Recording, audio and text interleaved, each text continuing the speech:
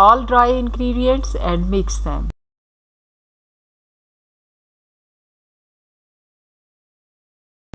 Add peel bananas and mash in flour.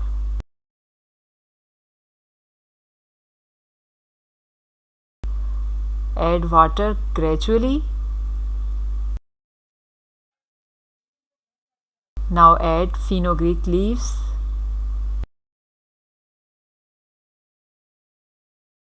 And make a soft dough.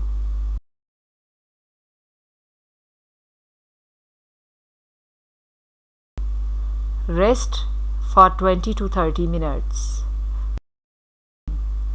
Make a small ball and roll it into size of paratha.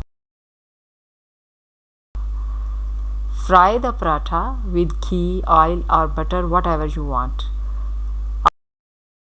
Upside down and spread more ghee.